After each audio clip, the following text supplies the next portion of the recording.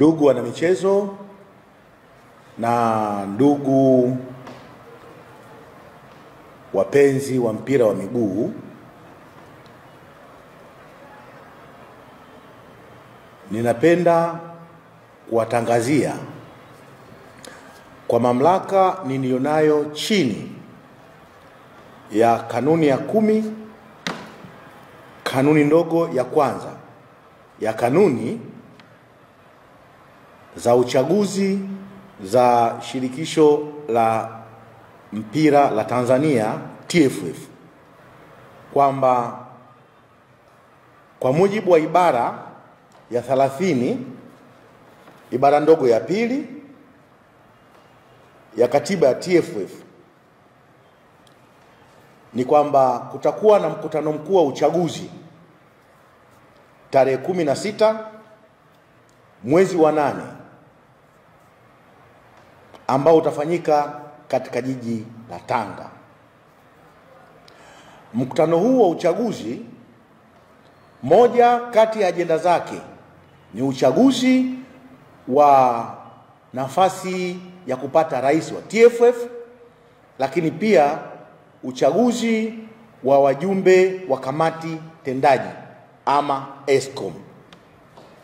Nafasi ya rais wa TFF ni moja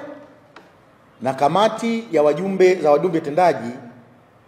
ni nafasi 6. Kwa hiyo kama ambavyo nimesema hapo awali, kwa mamlaka niliyopewa kwa niaba ya wajumbe wa kamati ya uchaguzi chini ya kanuni ya 10, kanuni ndogo ya kwanza ya kanuni za uchaguzi, ninatoa tangazo rasmi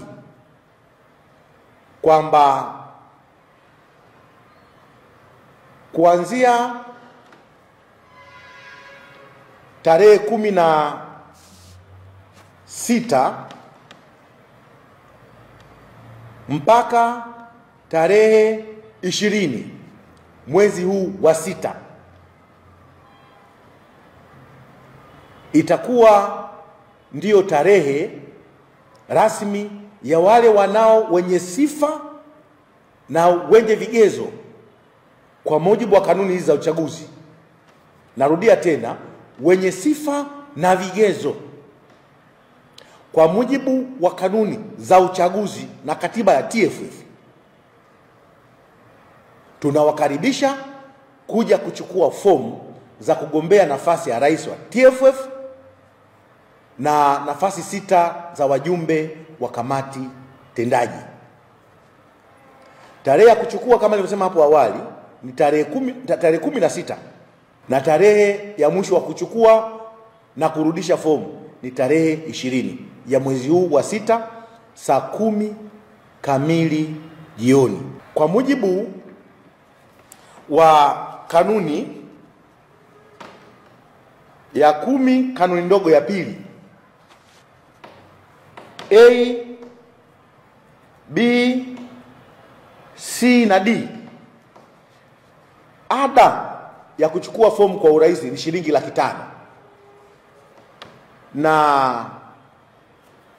wajumbe wa kamati tendaji ama ESCOM ada yake ni shilingi 200,000. Fomu zitapatikana kwenye ofisi za makao makuu ya shirikisho la mpira Tanzania, lakini pia zinaweza ukazipata kupitia kwenye website ya TFF kuanzia tarehe 16 mpaka tarehe 20. Hiyo itakuwa ni tarehe ya kuchukua na kurudisha fomu hizo, na malipo yote yatalipwa